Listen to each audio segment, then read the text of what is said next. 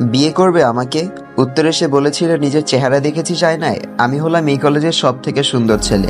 আমার পিছে কত মেয়ে ঘুরে জানিস? কাউকে পাত্তাও দেই না, আর বিয়ে করব তোকে? দেখ, তোকে যে বান্ধবী বানিয়ে সাথে রেখেছি, এটাই তোর ভাগ্য। বাচ্চা মেয়ে একটা। আমি মুচকি হাসি দিয়ে সেখান থেকে চলে এসেছিলাম। কোনো কথা বলিনি, কারণ সত্যিই ওর মতো সুন্দর ছেলে আমাকে কেন বিয়ে করবে? কত সুন্দরী মেয়ে ওর পিছে ঘুরে। কিছু বলিনি ঠিকই, তবে প্রচন্ড কষ্ট পেয়েছিলাম।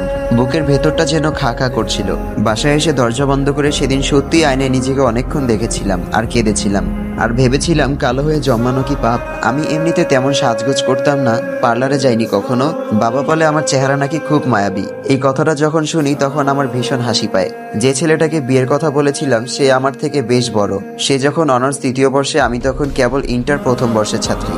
আমার বোনের ক্লাসমেট ছিল সে। প্রায় বাসায় আসতো, কথা বলতে বলতে একটা সময় বন্ধুত্ব হয়ে যায়। ওর নাম রাফিন।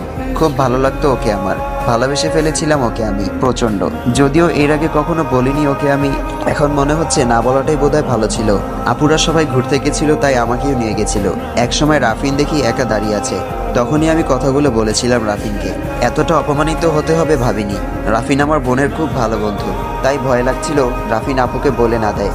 রাফিনকে আমি আগে ভাইয়া বলে রাখতাম। তারপরও একদিন বলল, আমরা যেহেতু ফ্রেন্ড তাই নাম ধরে রাখতে সমস্যা নেই। আমি খুব খুশি হয়েছিলাম ওই দিন, যেদিন ও আমাকে তুমি বলার পারমিশন দিয়েছিল। মনে মনে ভেবেছিলাম ও হয়তো আমাকে পছন্দ করে। আসলে ও অনেক বড়লোক ফ্যামিলির ছেলে, তাই ভয়ে কখনো কিছু বলতাম না।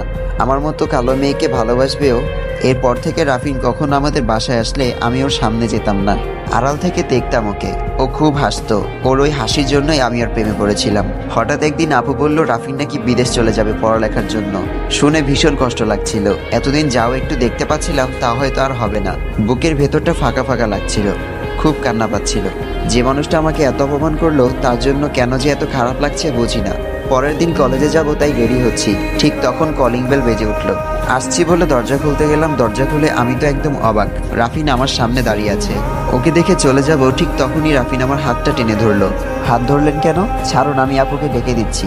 রাফিন বলল, আপনি কেন বলছিস? আজকাল তোকে যে দেখাই যায় না। ওই দিন যে কথাগুলো বলেছিলাম তার জন্য কি এখনো রেগে আছিস নাকি?